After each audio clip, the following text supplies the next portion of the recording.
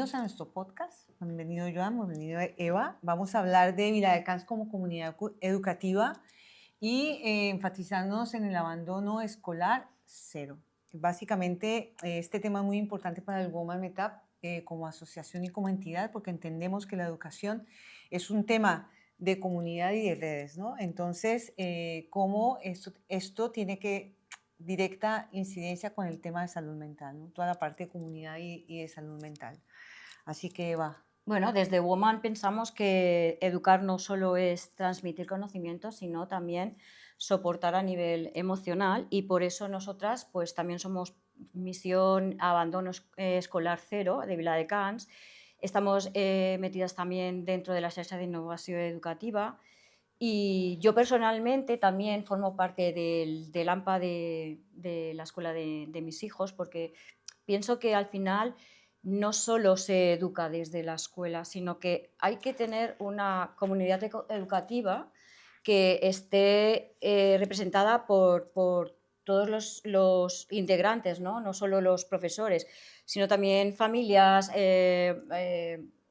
sociedad, entidades, y entre todos debemos educar y ayudar que esta juventud que sube hacia arriba pues no se venga abajo y esté motivada para tener un mejor soporte escolar.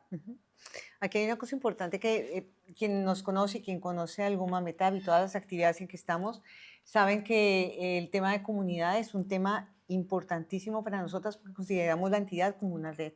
Y antes de presentar a nuestro primer invitado, cuando hablamos de comunidad queremos hablar de toda la parte que implica familias, institutos, toda la parte de tecnología. Nada es independiente, todo es un grupo y por eso insistimos tanto en todos nuestros espacios en la parte de comunidad, ¿no?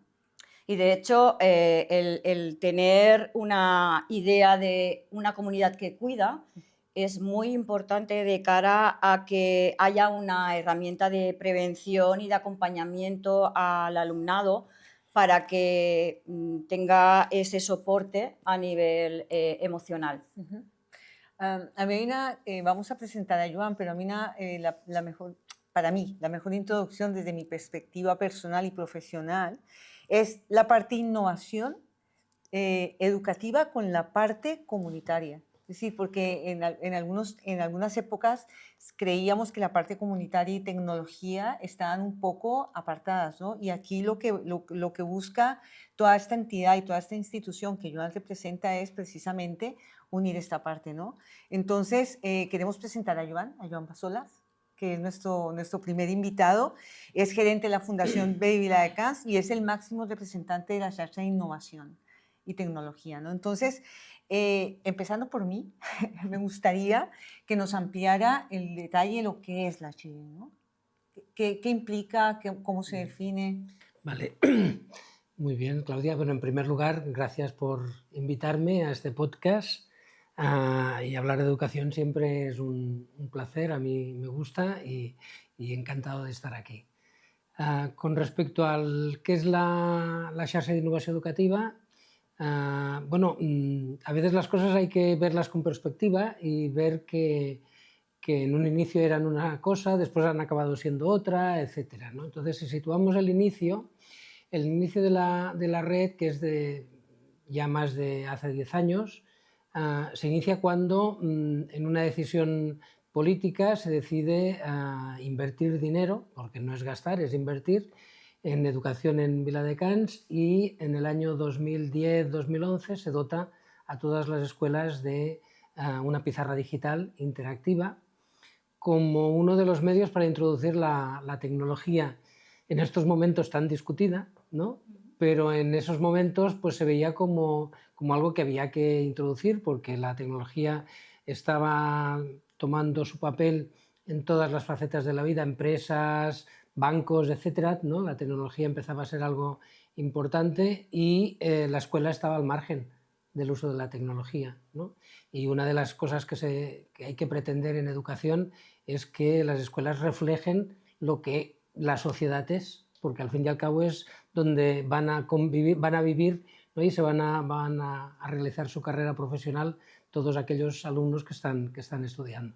Entonces, la red nació un poco como vamos a proyectar toda esa tecnología y a favorecer que la tecnología entre en las aulas. Esa era la idea. Pero además haciéndolo desde la visión viladecans, por así decirlo, que es la visión de que todo educa, la educación no es cosa del profesor, incluso ni cosa de la familia, sino que la educación es algo en el cual todos debemos comprometernos. Y Viladecans entonces ya era miembro de la red de ciudades educadoras y tenía muy en su ADN que se educa en todas partes, en el espacio público, en los equipamientos públicos, en el mundo privado, en cualquier sitio se educa y las personas reciben educación, y todo lo que ocurre en esos espacios acaba constituyendo la manera de ser de una persona cuando es adulta, ¿no? Y entonces ese fue el inicio, y incorporar toda esa visión de ciudad. Por tanto, no solo la iniciativa que partía del ayuntamiento hacia las escuelas de la comunidad educativa, que es lo que en principio parece que con lo que hay que trabajar en una idea inicial, que es con las familias y con los centros educativos y con los alumnos, sino que ahí se incorpora una visión de ciudad, haciendo participar a las entidades y asociaciones de la ciudad, y por otro lado incorporando las empresas como una de las realidades del mundo más allá de la escuela, como una de las realidades más allá de la escuela. Evidentemente también se invitaron a otras partes de la administración, no solo el ayuntamiento, sino el propio departamento de educación, etcétera, y se constituyó un equipo de trabajo formado por unas 20 personas que empezamos a ver hacia dónde creíamos que debía ir en un primer momento la incorporación y el uso de la tecnología en las escuelas, que en aquel momento se pensaba que era lo más importante, o que podía ser muy importante. Estamos hablando de la época en que pues, se introdujo el UPERU, los primeros ordenadores en las aulas, que crearon, ¿no? Y entonces lo que nosotros queríamos era precisamente prestar ese soporte a ese nuevo escenario que iba a aparecer en las escuelas y en los institutos.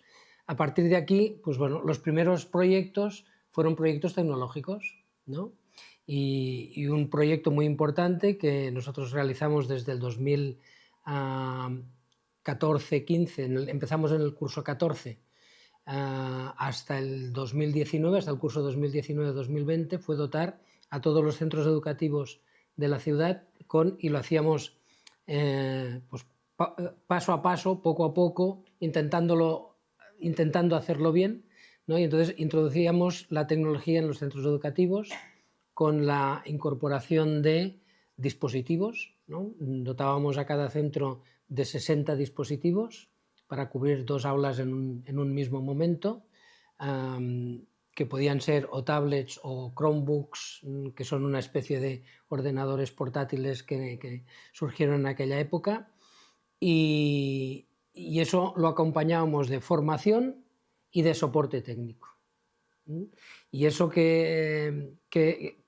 a qué dio lugar? Pues dio lugar a que en el año 2020, cuando la pandemia, todos los centros educativos de Viladecans tenían un uso de la tecnología mucho más amigable que muchos otros centros de muchas otras ciudades y municipios de Viladecans. Eso sí que son unir los puntos, ¿eh? Entonces, nadie esperaba la pandemia y mejor que no hubiera llegado, pero aquí estábamos más preparados que en otros lugares. Y esa ha sido la evolución de la SHI, en la cual después la innovación dejó de estar colgada o sujetada o basada en tecnología y empezamos a trabajar otro tipo de innovación más social, innovación más pedagógica. Entonces, bueno, durante todos estos años hemos trabajado en las escuelas de Viladecans con multitud de proyectos, algunos que dieron muy buen fruto, como por ejemplo el proyecto de las emociones, donde hubo un 70-80% de escuelas de Viladecans que elaboraron su plan emocional y desde entonces trabajan las emociones en clase, en determinados momentos, en determinadas situaciones, con los alumnos, al llegar, al salir, etc. Y después otros proyectos que han incluido la neurociencia en la educación, y ahora, en estos momentos, estamos trabajando la inteligencia artificial en la educación. Nuestro objetivo es que las escuelas se planteen una tecnología que ha venido para quedarse y que además va a transformar el mundo educativo, el mundo formativo, el mundo laboral, el mundo profesional, lo va a transformar todo, lo está transformando todo, y esa transformación de la escuela la tiene que asumir y la tiene que saber enfocar para que no acabe habiendo malos usos, problemas éticos y morales con el uso de la inteligencia artificial. No sé, un poco poner las bases y la guía del juego, ¿no? Las reglas del juego, ponerlas encima de la mesa, ¿no? Hoy en día los alumnos están usando inteligencia artificial sin que el profesor lo sepa, lo que lleva a situaciones de este trabajo lo has hecho tú o lo ha hecho la inteligencia artificial. Por otro lado, la inteligencia artificial puede mejorar el proceso de enseñanza-aprendizaje y, por tanto, estamos convencidos de que hay que incorporarla, pero hay que incorporarla bien, ¿no? De una manera transparente, de una manera ética, de una manera con equidad, con todo este tipo de características que harán que sea un paso adelante y no un problema de discusiones, de problemas de comportamiento, de convivencia, etcétera, como hasta ahora lo han sido pues, los móviles, por no haberlos abordado su uso pues, sí, de frente, de inicio, y no ir esperando todas estas situaciones que han ido ocurriendo. Yo sabía que si no es la primera pregunta me iba a contestar las 5 siguientes, pero de todas maneras hay dos cosas que a mí me gustaría resaltar, y es una, el enfoque comunitario y social, es decir, que al final la primera sorprendida soy yo. Desde la perspectiva de la psicología, el mundo comunitario siempre ha ido de la mano, ¿no? Entonces, lo digo porque creo que esto, para las personas que no conocían todo lo que era esto, y muchas personas de las invitadas que tenemos aquí se han ido sorprendidas en las diferentes áreas de un espacio que no conocían, ¿no?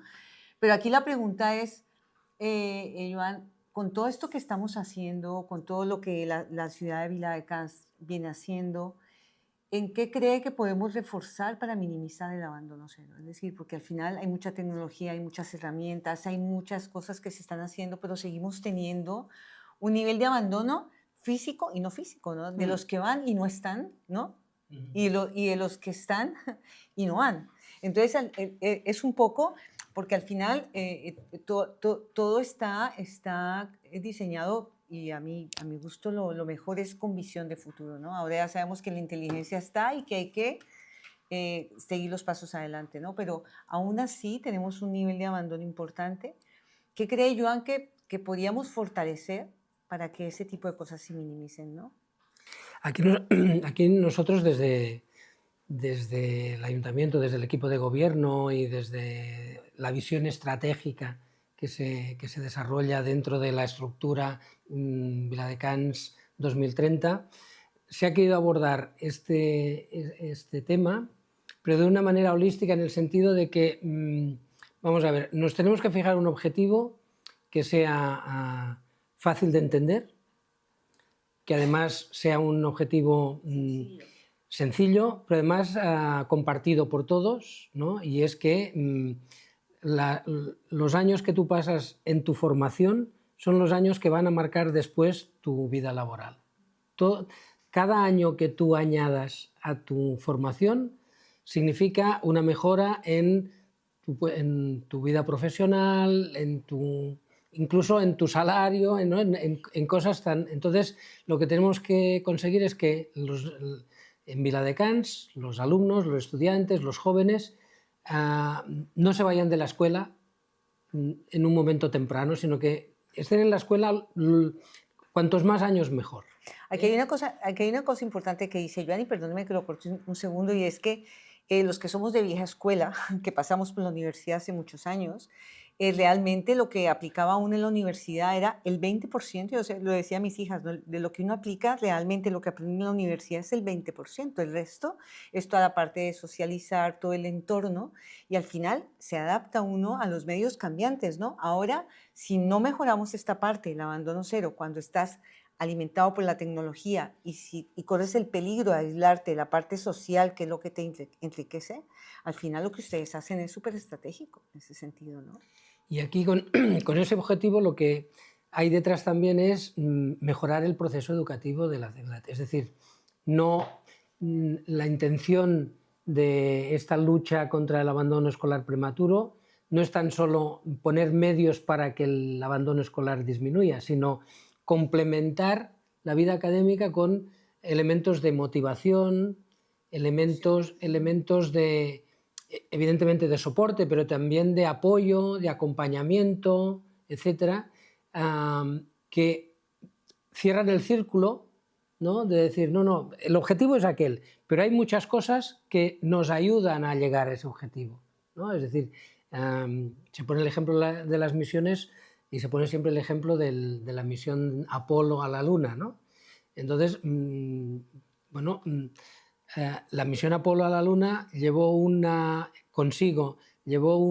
avance tecnológico importantísimo de muchas cosas en paralelo que aparentemente no tenían nada que ver con que alguien se fuera a la Luna, ¿no? Es decir, las pantallas táctiles, hay un montón de cosas que vienen de esa época, ¿no? Entonces, nuestra idea es esto, es decir, tenemos un objetivo claro, pero ese objetivo lo tenemos que ir rellenando de iniciativas que hagan que los alumnos, donde se sientan mejor, sea en la escuela, para que tracen su camino profesional, su camino formativo con vías a eso.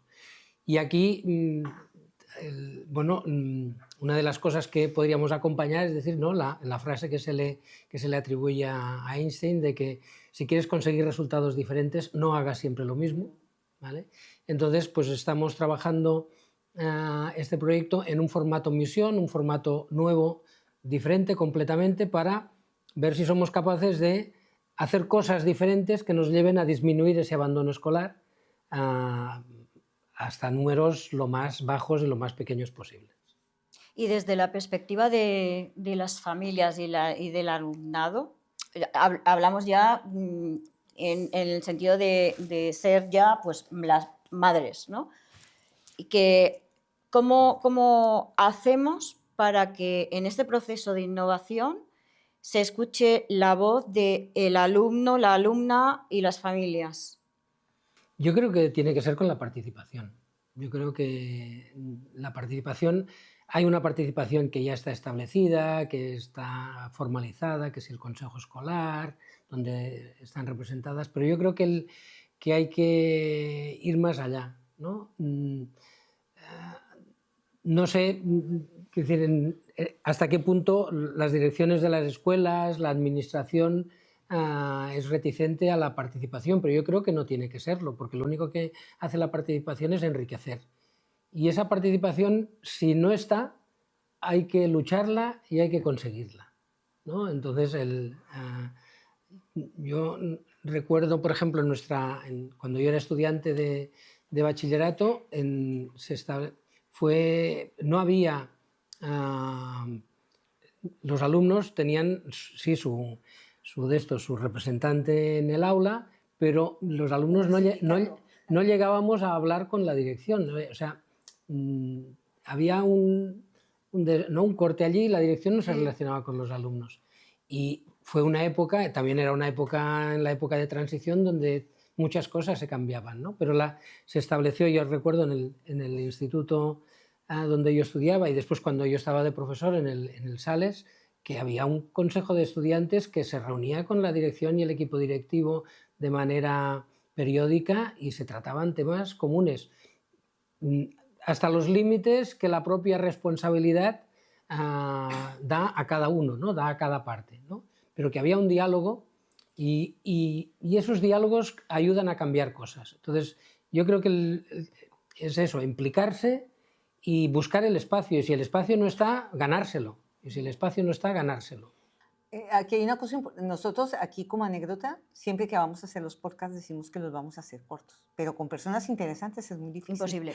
Entonces, como la idea es intentar ser breves, a mí lo último que me gustaría, Joan, es, primero, que creo que hay una cosa que se está haciendo muy importante y es hacer red. Es decir, el que abran una entidad, un espacio como este para que vengan asociaciones a hacer un podcast y hacer uso de la tecnología, de una manera indirecta es una manera también de abrir los espacios educativos y que nos demos cuenta, aunque no tengamos pequeños ya, de que hay espacios en donde se puede hacer un tema de educación práctica. Esto uno. Y dos, en lo que dice Eva de la parte de voz, yo creo que no necesariamente, y yo creo que es algo que ya se está comenzando a hacer, no se necesita ser protagonista para tener acción, ¿no? Es decir, aunque no seamos parte de una entidad, de una institución con poder, desde nuestros espacios familiares, ¿no? Generar esta parte de red, que es un poco lo que están haciendo, ¿no? Es llevar la tecnología a los diferentes espacios, ¿no? Porque esto permite hablar de temas salud mental, toda la parte que están haciendo las emociones, que es un tema que ahora se habla muchísimo, ¿no? El tema de la salud mental, paradójicamente ocasionado por excesos de tecnología que llevan a la soledad no deseada. Es una cosa mínima, pero que cada vez se habla muchísimo más, ¿no? Y los espacios que ustedes hacen aquí de talleres creo que ayudan muchísimo para esto, ¿no? Sí, y hay cosas donde tenemos que ponernos y abordarlos y que en muchos casos son producto del mal uso de la tecnología, como por ejemplo el bullying, este tipo de comportamientos que hay que erradicar de las escuelas. Y para erradicar lo primero que hay que hacer es mostrarlo, es decir, que se sepa, que, ¿no? Exacto, que flote, que se vea, ¿no? Hablar de ello. Hablar de ello y hablar con todos los, desde todas las miradas, con todas las implicaciones que eso pueda llevar y si el bullying además se convierte después en acoso sexual, etcétera, etcétera, todo esto hay que abordarlo. Es muy fácil, ¿no? Es una línea muy... Sí, pero yo creo que hay que hablar claro, de esas cosas hay que hablar claro, ¿no? Y ahí la tecnología también nos puede ayudar. Bueno, pero ahí también tienen un buen tema avanzado, ¿no? Esto que han hecho de las emociones, ya esto permite ir a otros espacios, ¿no? Sí, siempre que... que nos dejen. Exacto, siempre que nos dejen. Claro, pero el tema ya no es solo el proporcionar espacios seguros para el alumnado, una salud mental y emocional buena para el alumnado, para el integrar a los diferentes tipos, la diversidad de alumnado que hay, sino también, yo voy a ir un poquito más para allá. Tenemos a unos profesionales, profesores preparados a nivel también emocional y mental para llevar a cabo esa educación en los centros, porque claro, nos estamos centrando en el alumnado, pero una persona dando una clase que no esté motivada también puede hacer que un alumno esté desmotivado y abandone. Entonces... Bueno, aquí hay también ciertos problemas que también es difícil abordar, pero que hay que abordar, ¿no? Y es la formación del profesorado, ¿no? Si la escuela va por detrás del mundo y de la sociedad, la formación del profesorado también. Y esto es más grave, ¿eh? Entonces,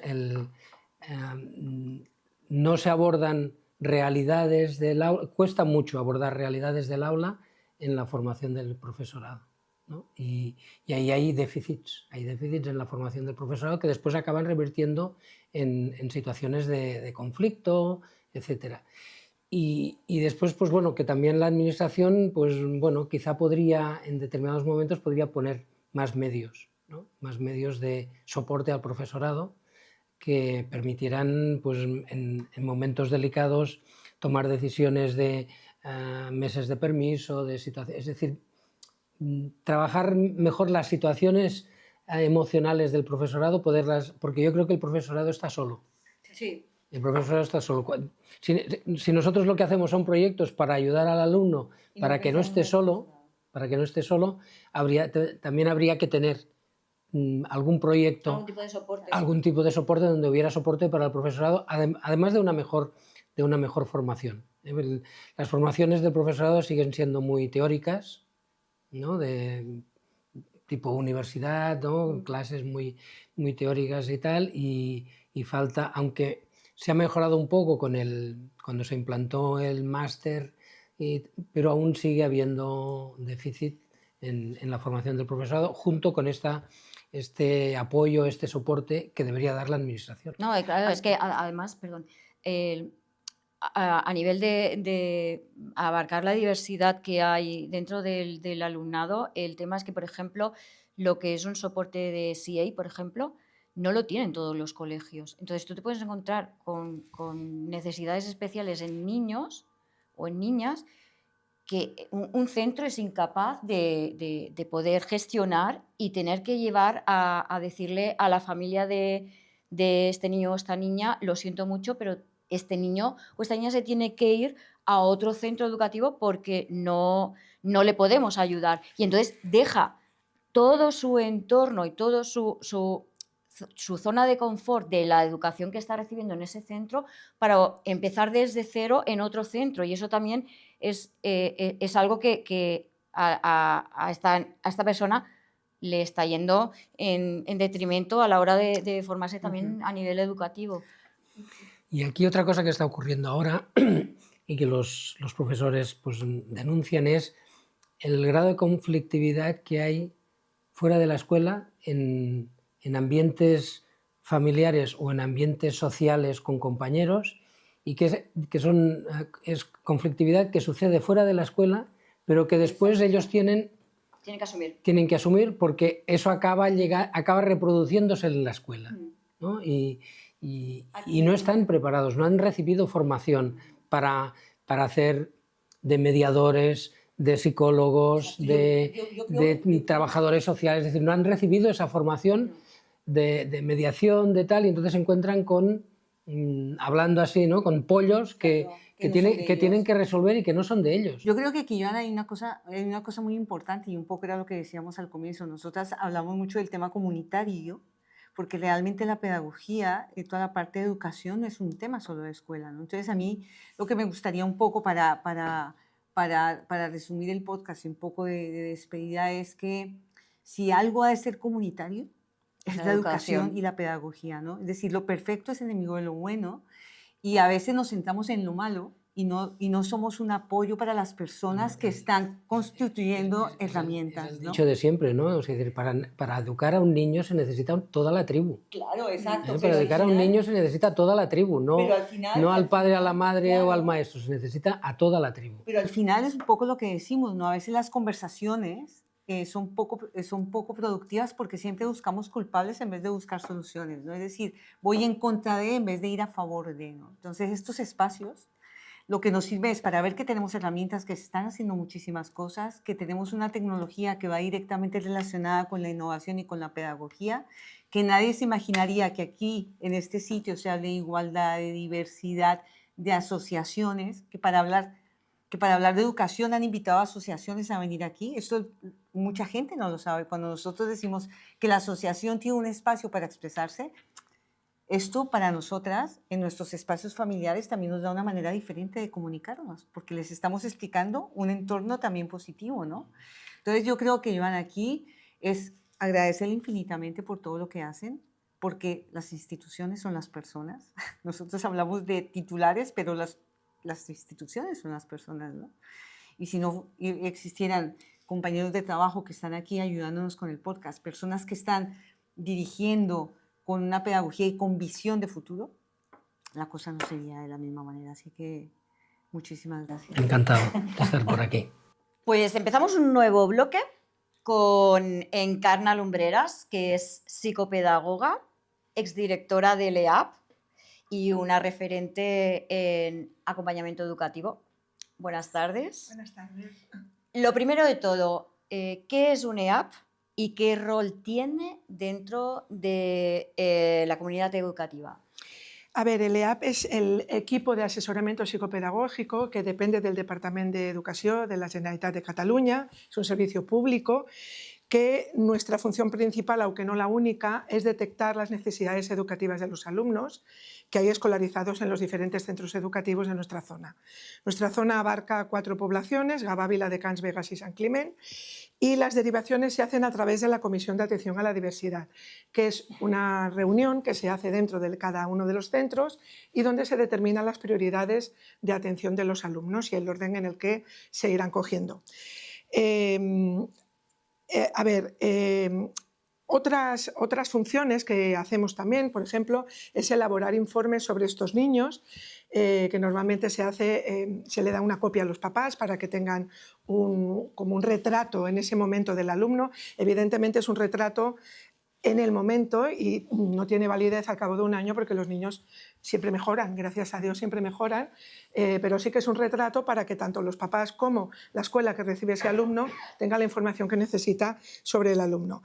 Y también proponemos unos recursos que creemos que son los necesarios para favorecer unas condiciones óptimas para el aprendizaje del alumno. Además, otras funciones que hacemos también es asesorar a los centros sobre las medidas organizativas y pedagógicas que se aconsejan para cada uno de los casos. También podemos asesorar en cuanto a la elaboración del PI, es el plan individualizado de cada alumno, que estos alumnos de necesidades educativas es obligatorio hacerle un plan individualizado. Y también colaboramos en el traspaso de primaria a secundaria, tanto en colegios donde hay una continuidad, como por ejemplo colegios privados, concertados, como en colegios públicos, que sabéis que generalmente cambian de edificio, ¿no? Entonces, aparte de eso, también colaboramos en la orientación escolar y laboral de los alumnos de necesidades educativas especiales, cuando acaban sobre todo cuarto de ESO, y en la formación de los profesores en cuanto a la atención a la diversidad en los centros. Además de eso, también intentamos colaborar en la coordinación con los servicios externos, tanto públicos como privados. De públicos pueden ser sanitarios o pueden ser también municipales, servicios municipales de la zona. Aparte de todo esto, dentro del EAP hay otros perfiles que también colaboran con nosotros, como por ejemplo el fisioterapeuta, que se encarga de los alumnos motrices, con dificultades motrices, y hay trabajadores sociales. En nuestra zona había 2, hay 2, y son los que se encargan sobre todo de la detección de las necesidades sociales y familiares de los alumnos en coordinación con los servicios sociales de la zona. Aparte de eso, hay otros servicios más específicos para alumnos ciegos, para alumnos sordos, para alumnos con dificultades de comportamiento, con autismo, o niños que vienen de otros países, no binguts. Entonces, depende de la tipología del alumno, pues nosotros nos coordinamos con esos otros servicios. O sea, no somos una entidad aislada, sino que, aparte de relacionarnos con los centros y de coordinarnos con ellos, nos coordinamos con otros servicios de zona. Es un trabajo precioso lo que dices, ¿no? Me quedo con la parte de psicopedagoga con todo lo que escribes, la parte pedagógica lo veo que está súper coordinado y orientado y trabajado en equipo. Mi pregunta desde mi perspectiva de psicología es, ¿qué herramientas crees tú que son esenciales para detectar las necesidades psicológicas, ¿no? En estos tiempos que estamos hablando de salud mental, esto que tú dices, por ejemplo, los informes cambian año a año, ¿no? Y lo primero que cambia año a año es la manera de sentir y demás, ¿no? Sí, entonces, ¿qué herramienta crees tú que es esencial para una época como esta, poder detectar este tipo de necesidades? La detección es más que nada por el tema profesional técnico, ¿no? O sea, tú cuando ves un alumno autista, por los indicadores que tú ves, sabes que aquel alumno tiene esas necesidades que tienen relación con el autismo.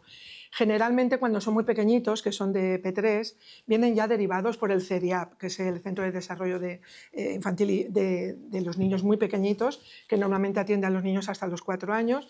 Entonces ya aconsejan a las familias marcar la crucecita en la prescripción para que nosotros, como EAP, podamos valorar a ese alumno. Entonces, los indicadores son muy variados. Hay niños que tienen solo dificultades de habla, Esto es leve, suele ser leve porque con edades tempranas de 2-3 años hay muchos niños que tienen este tipo de dificultades. Entonces esto pues evidentemente suele evolucionar siempre para bien. Pero sí que es verdad que hay detonantes, como por ejemplo el tema del autismo, está subiendo mucho últimamente, y entonces nosotros nos fijamos mucho en cómo se comunica, en si habla, si no habla, si te mira a los ojos, si camina, si... toda una serie de aspectos, ¿no?, de indicadores que para nosotros son muy significativos. También es verdad que puede ser que no se detecte en esas edades y se detecte más tarde, porque sobre todo cuando es un autismo leve, muchas veces pasa desapercibido, incluso hasta la edad adulta. O sea, yo sé de adultos que han sido diagnosticados con autismo cuando ellos no tenían ni idea qué les pasaba y siempre eran conscientes de que algo les pasaba, ¿no? Y es muy triste tener que llegar a ser adulto sin que nadie te diga, mira, te pasa esto y puedes hacer esto, ¿no? Es muy triste, pero pasa. Yo creo que en esto que tú dices hay dos vertientes, que es un tema que hemos discutido y comentado muchas veces con Eva, ¿no? El tema de los diagnósticos, ¿no? Las etiquetas. Del diagnóstico a tiempo, Sí. del sobrediagnóstico. Sí, también. ¿No? Uy, esto es muy complicado todo esto. Entonces, cuando hablamos de esto y preguntaba yo de la parte de herramientas es, ¿cómo podemos hacer que no nos pasen esos extremos, ¿no? De no detectar nada a sobrediagnosticar? Sí, hay sobre todo determinados trastornos que creo que sí que están sobrediagnosticados. Uno de ellos, por ejemplo, es el TDAH. El TDAH es un diagnóstico muy a la americana, porque es un diagnóstico que proviene de allá. Y va a sonar muy mal lo que te voy a decir, sí, pero casi se ha vuelto en una moda. Sí, y además con una obsesión a nivel médico, de medicar. Sí que es verdad que en algunos casos a lo mejor es necesario, pero yo creo que en este caso de los TDAH sí que ha habido un sobrediagnóstico y un exceso de medicación, ¿no? Porque toda la vida ha habido gente TDAH y no se han tenido que medicar. Sí que es verdad que hay algunos casos que sí, pero igual que hay un sobrediagnóstico, también hay una sobremedicación. En otros casos es que depende de cada persona. Lo que sí que tenemos que tener claro es que cada persona es un mundo y que hay que empatizar sobre todo con las familias cuando los niños son pequeños, porque no hay más triste para una familia que cuando tienen 2 añitos, 3, que van a empezar el cole, decirle, tu hijo no puede ir a un cole normal, necesita este recurso, necesita este servicio. Entonces, para los padres es muy complicado, hay que tener muchísima empatía para poder hacérselo entender sin herir sus sentimientos de alguna manera. Eso que tú dices es tan importante que yo tengo respeto hasta la manera de preguntar sobre algunas cosas, ¿no? Porque creo que es un tema que tienes que tener un conocimiento como el tuyo para saber qué está bien o qué está mal. Pero yo un poco para terminar con esta pregunta, tal vez no sé si estés de acuerdo conmigo, que lo que deberíamos hacer es potenciar el papel de los psicopedagogos en los colegios. Sí. Y no hacerlo, así lo enlazaría yo con lo que estábamos hablando con Joan, que esto de los psicopedagogos debería existir a nivel comunitario, porque una de las soledades de las familias es cuando tú crees que una persona tiene un diagnóstico y solamente lo va a solucionar en el colegio. Es decir, tú puedes tener un tema de autismo que se te desarrolla en el colegio, pero que se te potencia en tu casa, más horas. en tu comunidad, en tus vecinos. Entonces yo creo que aquí tal vez un poco el llamamiento sería a estos espacios que estamos haciendo, es que el psicopedagogo cada vez es más importante porque es un diagnóstico real. Es decir, tú estás con unas herramientas, con una pedagogía y con cosas de verdad, y también puedes ayudar en el entorno médico y de salud mental a decir, mire, aquí es un tema de comportamiento que se puede, no sé si me equivoco en esto, o sea, Lo que pasa es que según el Departamento de Educación, la asistencia de un psicopedagogo en un centro normalmente suele ser de un día a la semana. Nosotros tenemos 5 días a la semana, 5 centros diferentes. Entonces, claro, no se puede hacer un trabajo tan concienzudo, tan bien hecho, cuando vas un día a la semana y hasta la semana siguiente no vuelves. Y en ese día que vas tienes que tener en cuenta valoraciones de los niños, pasarles pruebas, hablar con familias, hablar con profesores, o sea, es más complicado. Entonces todos los alumnos que tienes en lista de espera se va como eternizando normalmente. Es verdad, ojalá hubiera un psicopedagogo por centro. Por centro sería lo ideal, pero para llegar a eso es como todo, hace falta inversión económica. No, y de hecho yo hablo como madre desde un centro educativo en el que sí que hay una psicopedagoga específica para el colegio, que que se nota muchísimo cuando hay este acompañamiento del alumno y un especialista. Pero yo quisiera saber que desde tu experiencia, ¿vale? ¿Cómo influye este acompañamiento psicopedagógico en el bienestar emocional del alumnado y de la prevención del abandono escolar? Porque claro, hay situaciones y situaciones. Claro. A ver, lo que es muy importante es que los alumnos tengan referentes claros.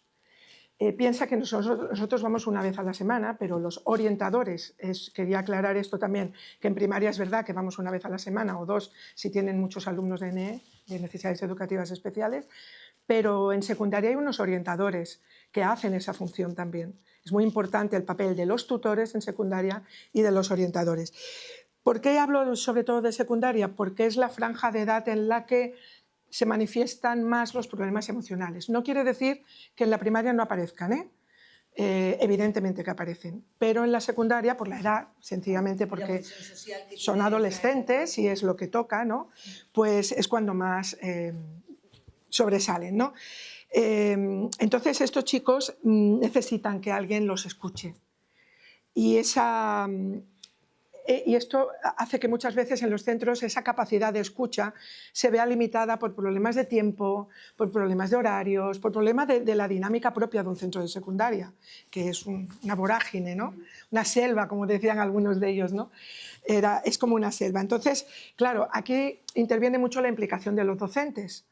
Me consta que hay docentes muy potentes en la zona, pero sí que es verdad que se quejan pues, de esto, de la falta de tiempo, de una falta en el horario para esa atención individual. Por ejemplo, los tutores creo que tienen 1 hora a la semana de atención individual, normalmente, a no ser que el centro lo priorice de otra manera, tienen 1 hora de atención individual para los alumnos. Quiere decir que si cada semana tienen 1 hora, como mucho pueden hablar con un alumno o 2 como mucho a la semana.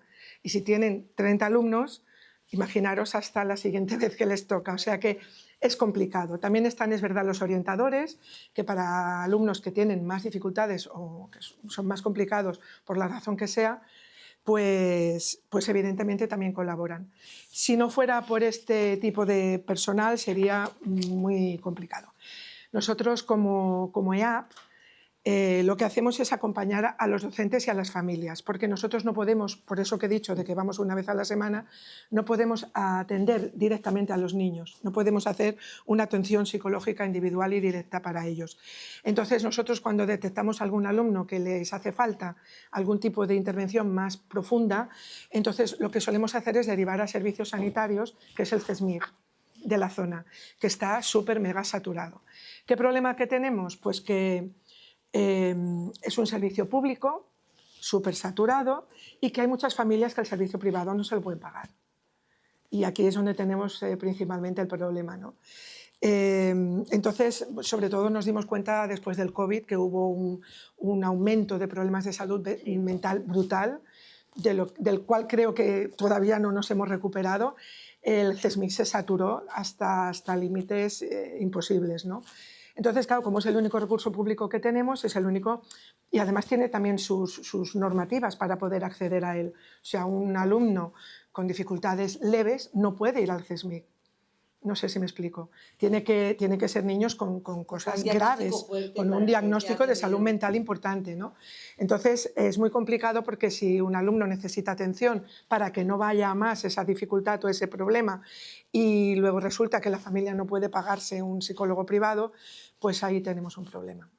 Hay una cosa que tú hablas del tema de salud mental. Nosotros hace poco hicimos un podcast de salud mental con una asociación de salud mental que hay en Viladecans, ¿no? Entonces hablábamos de cómo está estereotipado y estigmatizado el tema de salud mental, porque cuando tú hablas de salud mental crees que estás hablando de enfermedad mental. Claro. Y estás hablando, a ti no te da, si tú tienes que bajar de peso, es normal, pero si hablas porque tienes que ir al psicólogo todavía hay cierto reticencia de eso, ¿no?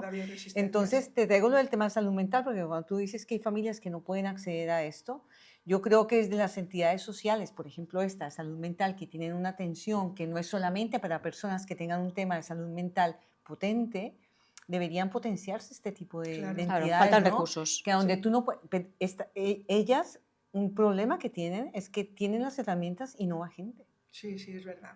Y podrían ir las familias, que está Quizás en donde tú falta estás de haciendo. comunicación, quizás Claro, falta de... entonces yo creo que Desconocimiento. aquí es donde es importante esto que tú dices, ¿no? Que no pueden ir solos, que tienen que coger red, que no nos podemos quejar en que no podemos pagar, sino que tenemos que buscar otros espacios y por eso hacíamos el podcast de salud mental, ¿no? Que es un tema que tenemos pendiente de trabajar ya a futuro, porque tienen todas las herramientas para poder ayudar de una Y además, manera cuanto más sostenible. pronto se interviene, mejor. O sea, tiene que haber una intervención precoz si queremos evitar dificultades más graves en el futuro.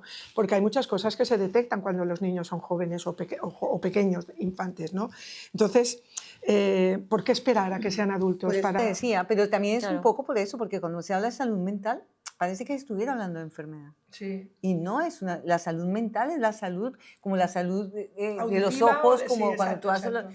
¿sabes? Yo creo que ese es un tema que deberíamos comenzar a trabajar fuertemente cuando hablamos de educación, Sí, ¿no? sí, sí, sí. Y solamente una cosa que es que ustedes son encantadores, porque uno les hace una pregunta y abordan todo. Pero hay una cosa que no sabía cómo preguntártelo sin que sonara como muy al margen, ¿no? ¿Tú crees que el tema de género tiene un peso importante en el tema de la educación? Es decir, que es Sí. más marcado en el tema de niñas por algún motivo, porque al Sí. final... Desgraciadamente tenemos una sociedad que con todo el tema de las redes sociales y todo eso está muy, como diría yo, está influyendo demasiado precisamente en problemas de salud mental de niñas sobre todo, ¿no? El estar guapa, el quedar bien, el ser la mejor, esto se ha como fomentado mucho dentro sobre todo de los adolescentes, y esto les perjudica de una forma brutal. Esa presión estética no está tanto encima de los chicos, entonces esa presión estética yo creo que les puede hacer mucho daño. Y sí, yo pienso que va a más todo esto. Por eso hay que invertir recursos, como decía ella, y hay que intervenir de alguna manera, ¿no? Respecto a la otra pregunta que me hacías del abandono escolar, sí que es verdad que se ha reducido estos últimos años, estos últimos 10 años se ha reducido pues como de 23% al 13%. Creo que si no recuerdo mal, para el 2030 la Unión Europea hablaba de que había que bajar hasta el 9%. Evidentemente lo que hay que llegar es al 0% de abandono escolar, sobre todo por este tipo de problemas, ¿no? Lo que pasa es que no es la única razón de abandono escolar. La salud mental, por desgracia, no es la única razón, porque sería más fácil intervenir si supiéramos que hay una sola razón. El abandono escolar es un tema multifactorial. Interviene esto, interviene la falta de motivación, interviene los dificultades, problemas socioeconómicos, problemas familiares, dificultades de aprendizaje no detectadas o no tratadas en su momento, problemas de recursos económicos. Es que intervienen tantísimos factores que es muy complicado. Incluso la masificación de las aulas, el no poder personalizar el aprendizaje con los alumnos. Cuando tienes 30 alumnos en una clase, evidentemente tu papel como profesor queda limitado a pues, eso, impartir conocimientos y poco más. Por eso hablaba antes de la disponibilidad de los profesores a poder llegar un poquito más allá. Si es el típico profesor que llega a clase, suelta el rollo y se larga, evidentemente no se va a dar cuenta de que fulanita de tal está haciéndose daño, por ejemplo, ¿no? El problema de las autolesiones es un problema muy importante en la adolescencia, ¿no? Y no se dará cuenta de ese detalle, pues que seguramente no se fijará, ¿no? Tienen que estar pendientes de tantas cosas que realmente es un problema de recursos importante, porque cuando hay tiempo, se le dedica horario, se le dedica tiempo a la atención individual, cuando los profesores están más acompañados en el aula, bueno, hay una cosa que se llama cotutorías, ¿no? Que a veces hay más de un profesor que son tutores de un grupo, y a veces dentro del aula también hay una cosa que se llama codocencia, que existe la posibilidad de que haya 2 profesores dentro del aula. Esto, claro, sería ideal, pero a nivel económico es un gasto brutal. Entonces, o reducen el número de alumnos o amplían el número de profes, es que no hay alternativa. Para eso hay que tener ganas y hay que tener disponibilidad. O sea, volvemos a lo mismo de siempre, es un tema económico, es un tema de priorización de recursos también, porque bueno, la sanidad y la educación deberían ser los puntales que sostienen, ¿no?, la sociedad, y en cambio pues no todo el mundo se lo acaba de creer. sobre No, todo los políticos. pienso que también tiene que haber una reforma en la manera que hay de educar, ¿no? Porque se ha demostrado lo de las inteligencias múltiples, las diferentes formas de aprendizaje y el tener a los alumnos, como seguimos teniéndolos, enganchados a un pupitre, hincando codos, Sí. hace que muchos niños y muchas niñas también se desmotiven a la hora de estudiar y de aprender. Y incluso una cosa que también se está volviendo otra vez a hacer y que debería de ser, yo creo que debería de ser fundamental, igual que tenemos una asignatura de matemáticas y de lengua, tener una asignatura de educación emocional y de aprender a gestionarse. En teoría se trabaja dentro de las tutorías, en teoría. En el plan de acción tutorial de los institutos está contemplado eso. Otra cosa es que luego realmente se haga más o se haga menos, porque a veces las tutorías pues, se emplean pues, para solucionar conflictos, ¿no? Para apagar los incendios, ¿no? Como se suele decir. Pero sí que es verdad que hay un plan de acción tutorial en todos los institutos que obliga a los tutores a trabajar todo ese tema. Yo creo que el tema con lo que tú cuentas está, es decir, el sistema está diseñado para que funcione. Lo que falta es recursos, en algunos, eso te iba a decir, por eso te iba a decir, inversión económica, ganas, ¿no? Y compromiso de todas las partes. Porque al final tú puedes hacer un muy buen informe a una familia y la familia llegar a la casa y decir, esto no está tampoco, ¿no? Porque esa parte es la que a veces no vemos, ¿no? Duele Es decir, a veces para nosotros como padres es muy fácil, en casa se educa, ¿no? Y en el colegio se forma, pero a veces se nos olvida esto, ¿no? Sí, es verdad. Si dejamos en el colegio toda la responsabilidad de lo que tú como padre deberías hacer, ¿no? Es decir, al final, si un profesor no tiene tiempo por X o Y razón, tú como padre como mínimo tienes que tenerlo porque es tu responsabilidad, ¿no? Claro. Lo que pasa es que es un poco el pez que se mueve la cola, ¿no? ¿Quién educa al padre?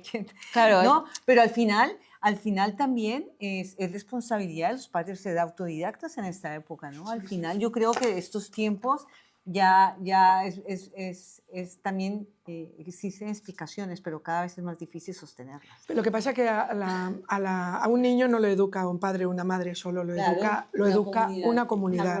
Y esto tenemos que tenerlo muy claro, porque a veces la influencia externa hace que tú como padre también te sientas un poco indefenso, ¿no? Decir, vale, yo le estoy intentando inculcar unos valores determinados que son a lo mejor diferentes a los que ve en la sociedad, ¿no? Y esto a veces chirría un poco. Es muy difícil todos los papeles, tanto el papel de padre como... Pero sí que es verdad que también hace falta, es que refiriéndome a lo que tú has comentado antes, y me ha parecido muy interesante, lo que has dicho del tema de que muchos alumnos no están motivados, que no les gusta ir al colegio porque las clases están masificadas, porque lo que se explica no les interesa. A ver, ha habido intentos de mejorar, y de hecho todavía siguen existiendo, como por ejemplo los programas de diversificación curricular, que se hacen en cuarto de eso, que son alumnos que están bastante desmotivados del aspecto escolar, pero que sí que se enganchan a temas más laborales. El proyecto Órbita. Por ejemplo, aquí es el proyecto Órbita, y que funcionan muy bien, lo que pasa es que están como muy limitados, pocos alumnos, tantos alumnos, luego tienes que, el ayuntamiento lo ayuda para que esto funcione, y entonces también tienes que contactar con empresas que quieran tener estos alumnos haciendo esas prácticas. Muchas veces creemos que el alumno ha fracasado, pero quien realmente estamos fracasando somos la sociedad. Sí. Es la sociedad la que está fracasando, porque ese mismo alumno que en clase, como dice ella, se aburre, que en clase se distrae, que en clase no le interesan las mates porque no le ve la utilidad, tú a ese alumno le dices, a ver, ¿qué te gusta? ¿Te gustan los coches? Vamos a intentar hacer, y a lo mejor eso hace que ese alumno se enganche a una formación profesional y no abandone antes de cuarto de eso. O sea que yo creo que sí que es verdad que hay una parte curricular que desmotiva mucho a los alumnos, porque la parte curricular es como muy académica, ¿no? Las mates, la lengua, el catalán, el sociales, el no sé qué. Entonces hay alumnos que todo eso como que les viene grande, ¿no? Por la razón que sea, porque las razones, como he dicho antes, pueden ser muy diversas. Lo ideal es buscar otros caminos para que esos alumnos lleguen a poder conseguir su graduado y poder continuar los estudios. Porque está clarísimo que cuando no hay ni siquiera el graduado escolar, que han abandonado antes de cuarto de eso, están abocados a la pobreza, a repetir estereotipos familiares y sociales de los que están rodeados, ¿no? Entonces está muy directamente relacionado. Tampoco hace falta ir a la universidad, que todo el mundo vaya. No, no estoy hablando de eso, ¿eh? O sea, no hace falta que todo el mundo vaya a la universidad. Para eso tenemos las formaciones profesionales, ¿no? Los ciclos formativos. Y de hecho se necesitan muchísimo, ¿no? Y de hecho está demostrado que a veces tienen muchas más salidas que no los grados universitarios, ¿no? Pero para poder llegar ahí, primero hay que conseguir el graduado. O si no, hay otra alternativa que sabéis, bueno, en el ayuntamiento, en Can Calderón, en la zona de Can Calderón, hay unos programas para niños que no han obtenido la ESO, que pueden hacer eso y luego acceder a un ciclo. Sí, los PFIs. Sí, exacto. Los PFIs que hay tanto en el Torrerroja como en Can Calderón. Entonces, esto es una alternativa para reenganchar a aquellos alumnos que han fracasado en la ESO, pero no quiere decir que fracasen en la vida. Eso es muy importante. Sí, yo creo que la tenerlo en palabra cuenta. fracaso no debería estar. Porque es nuestro fracaso, es nuestro fracaso como sociedad, no de los alumnos. Eso es muy importante. Quizás habría que cambiar el sistema educativo y utilizar un sistema educativo que fuera más, más parecido al sistema educativo que se está utilizando en los países nórdicos, sí, ¿no? Que primero potencian lo que el niño la niña hace bien y luego les enseñan después pues el resto de materias, ¿no? Yo creo que aquí un poco para cerrar un poco lo que estás diciendo, yo creo que el tema no es cambiar radicalmente, sino coger todo aquello que tú cuentas, que es realmente todo lo que está construido, todo esto que tú cuentas, o sea, existe. Entonces el tema no es cambiarlo, sino ajustarlo, mejorarlo. Y ajustarlo a los tiempos. Es Exacto. decir, esto existía y no está funcionando ahora, sigue siendo bueno, hay que simplemente reconducirlo. Uno de los grandes problemas que yo creo que muchas veces tenemos es que queremos olvidar cosas que han funcionado y querer de nuevo, cuando al final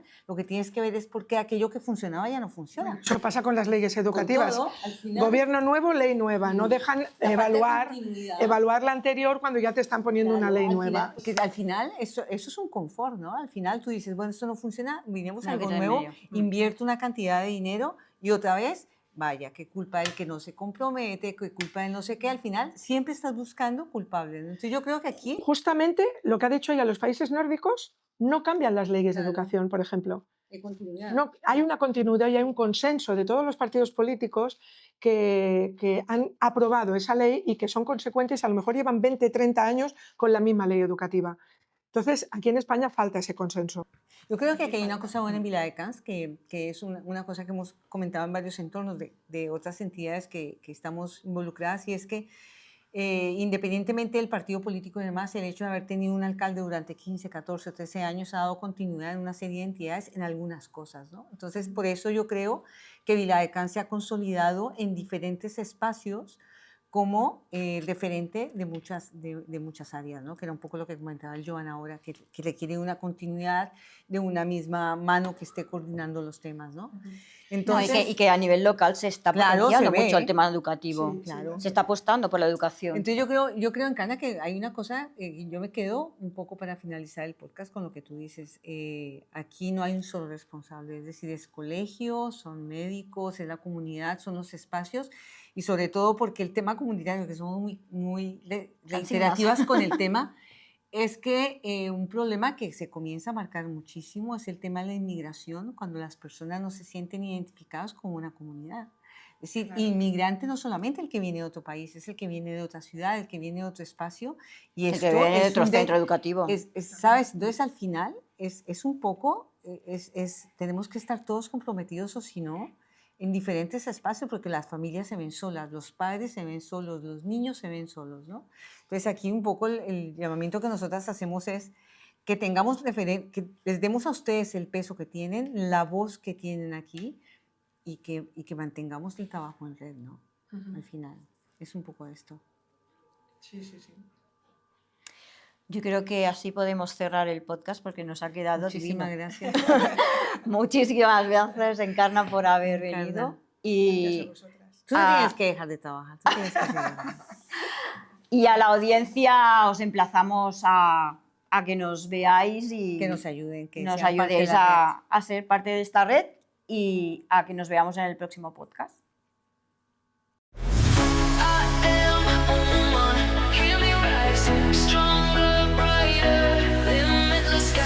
I break the chains, rewrite the rules. No one controls me, no one fools. A voice of fire, a heart of steel. I'm standing tall, I own what's real. I build, I dream, I lead the way. No limits bound me, I shape the day. Equality's my name, my right to claim